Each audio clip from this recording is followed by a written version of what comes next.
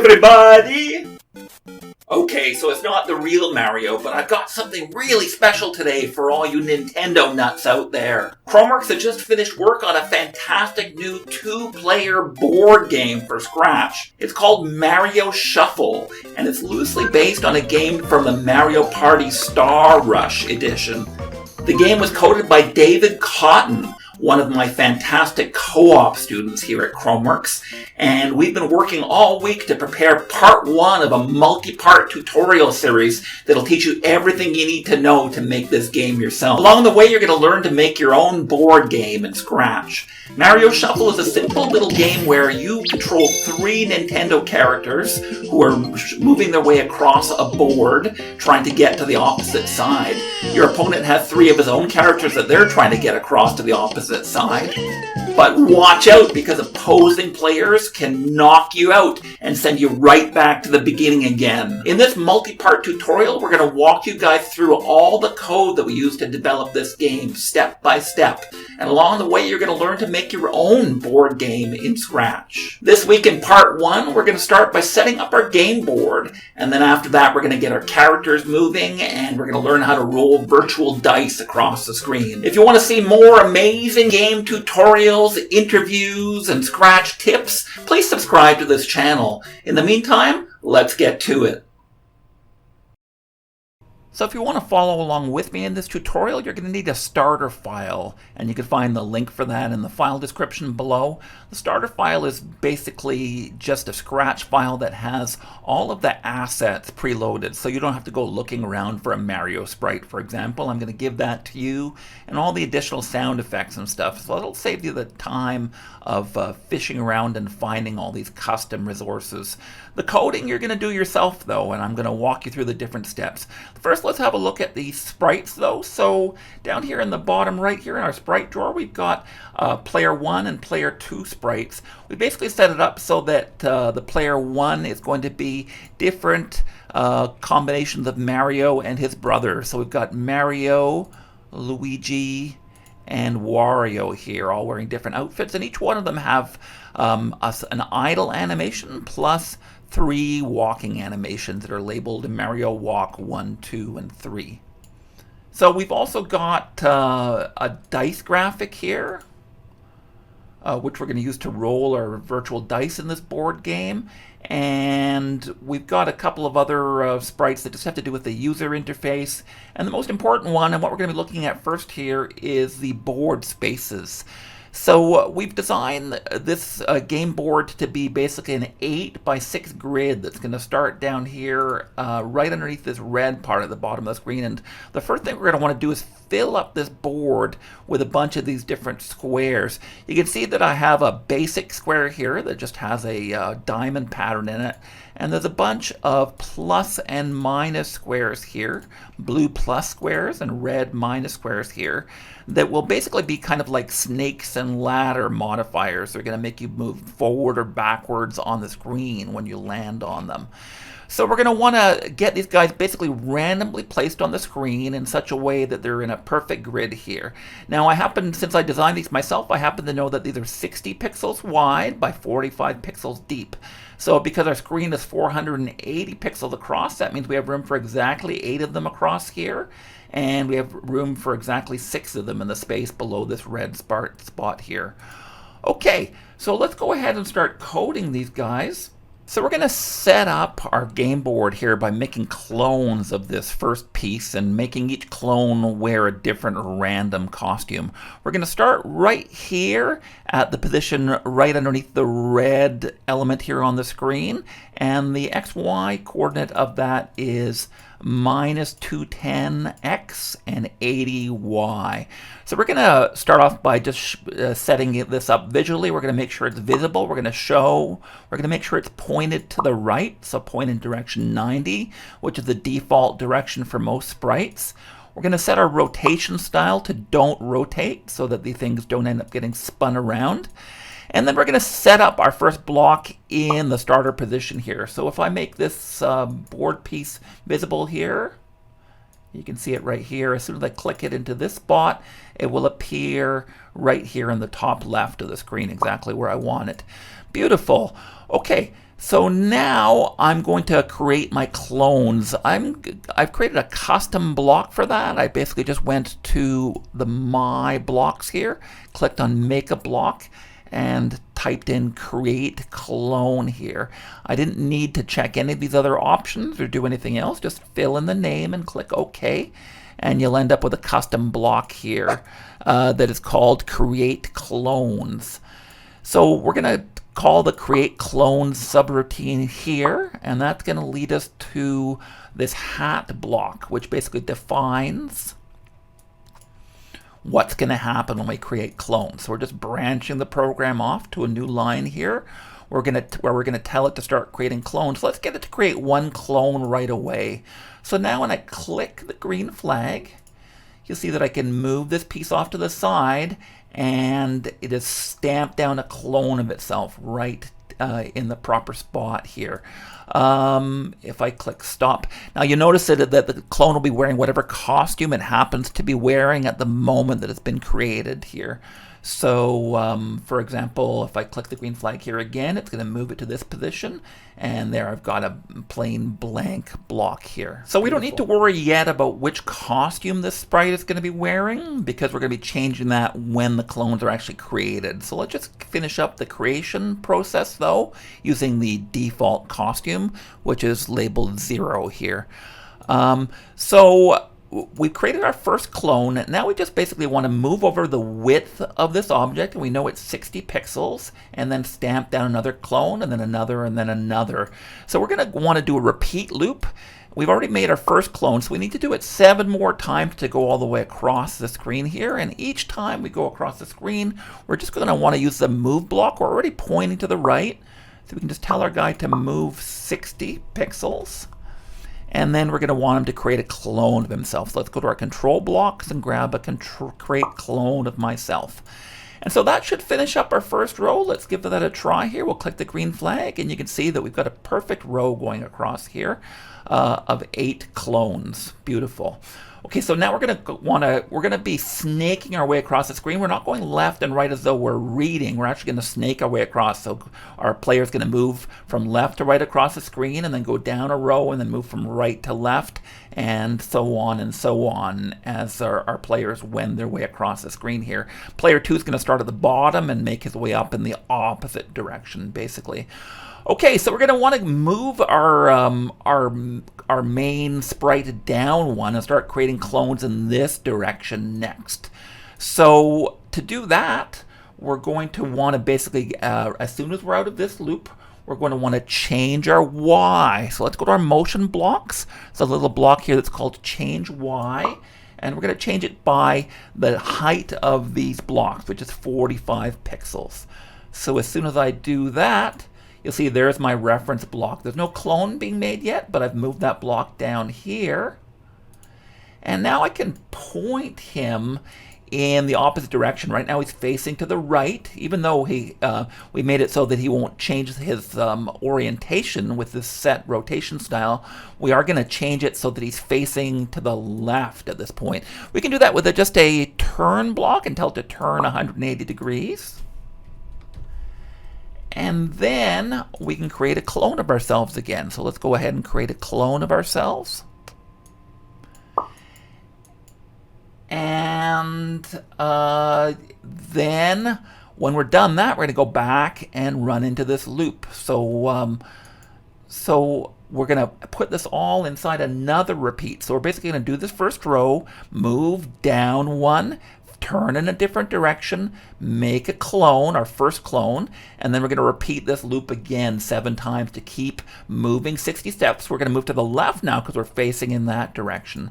So what we have to do to tie all this together now is put another loop outside of this loop here.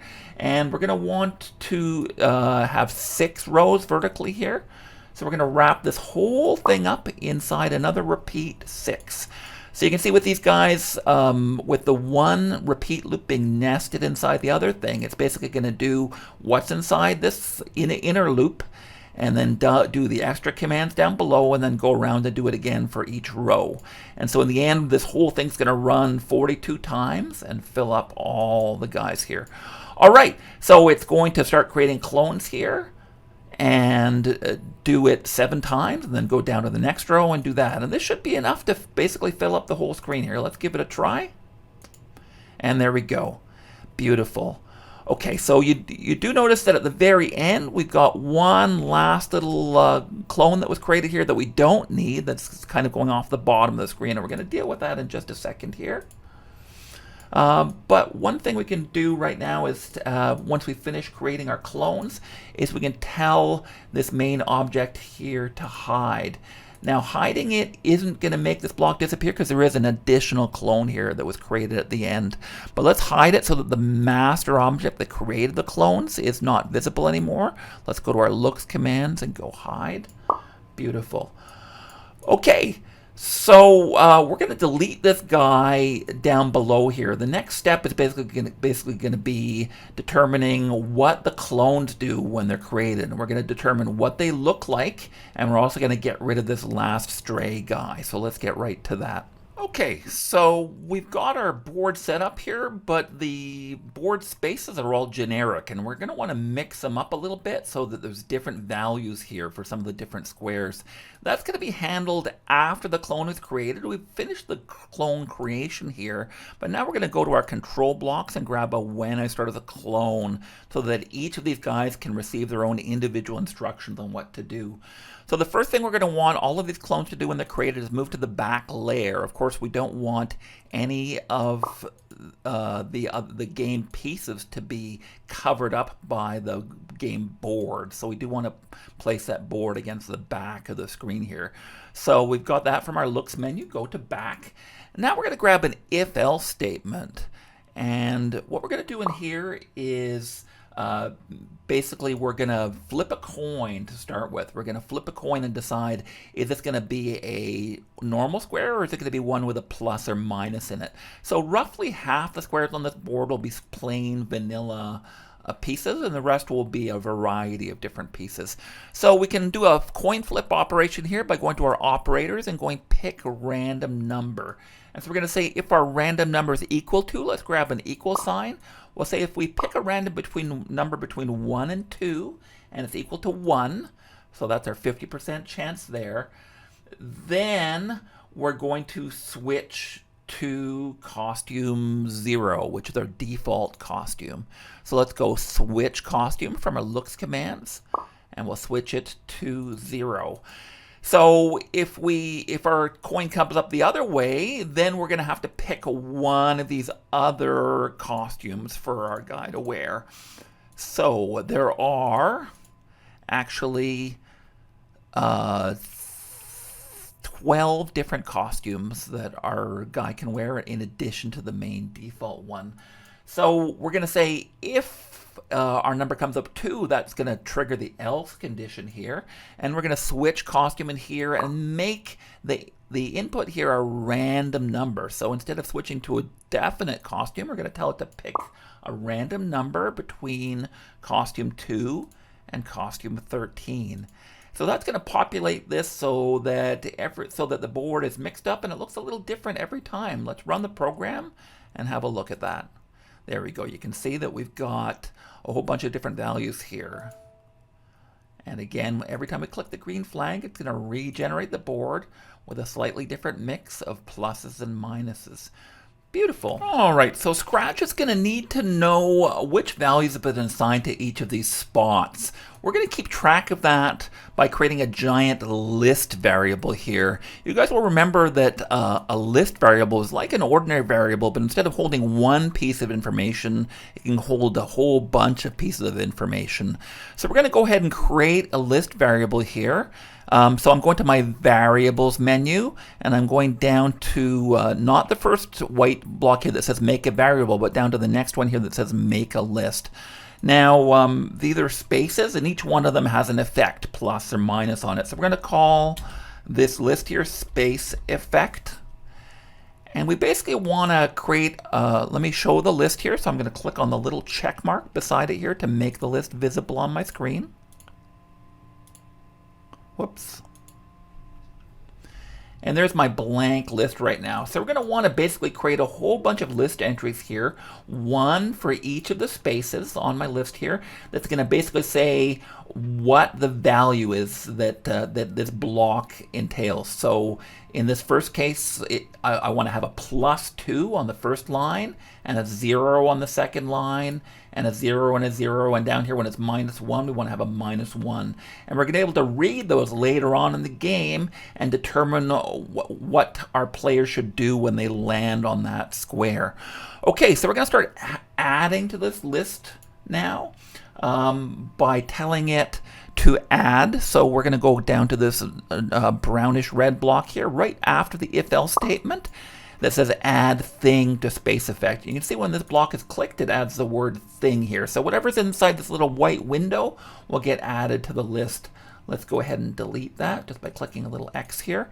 So I'm going to add that down below here, and I'm going to tell it to add the name of the costume to this list here. And so the name of the costume actually shows what the effect is going to be. And so it's going to be either 1, 2, 3, 4, 5, and 6, or it's going to be -1 through 6 here. Great.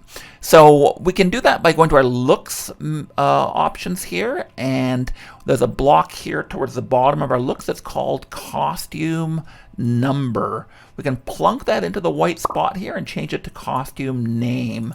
Make sure it says name there.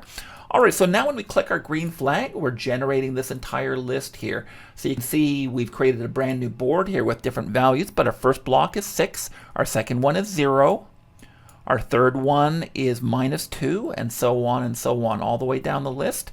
And it's done it once for every one of the blocks here. So 8 times 6 is 48, plus that spare one at the bottom that we're not going to need, and we're going to get rid of that in a minute here. Okay, well actually let's get rid of that right now. So let's grab an if statement. What we want to basically do, our script worked really nicely here, but it created that one unnecessary block at the end here.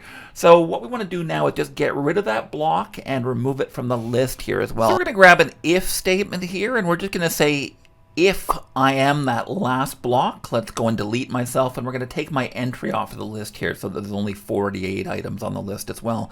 So when this block will basically run for every single clone, how will it know which block is the last one? Well, the easiest way is just we know what the position is of this last block here because it has been created and the master sprite is still there in that spot as well. So we know that it's in the position -210x, -187y. So we can plug that into our if statement here and say if our x position and our y position are equal to those values, then we'll know that this is the clone that we want to get rid of. So if x position is equal to -210 and y position is equal to -187, we're going to, first of all, we need to delete that item from the list, numbered 49. So let's go ahead and we'll delete, we'll go to our list variables here, and we'll grab the delete. And instead of deleting item 1, we're going to delete item 49. That doesn't necessarily have to be in the if statement, because that's just going to happen once every time, no matter what. But we do want to delete this clone. So we can't say delete clone number 49, but now that we've identified clone number 49 by its position, we can say delete this clone, and that'll get rid of it. Now our master object is already hidden, so when we finish with this, let me hide my list here for a second. So I'm just going to click the checkbox here to get rid of it. Okay, so now when I run the program, you'll see that bottom block has now disappeared and our board is looking beautiful now. One last little bit of housekeeping while we're setting up our game board here. We're going to want our list to reinitialize itself. You can see that every time that I run this program right now, my list is getting longer because it's just adding more and more to my list. I'm at a length of 145 right now, and every time I click the green flag, my list is getting bigger and bigger. That's because those old values are still stuck there.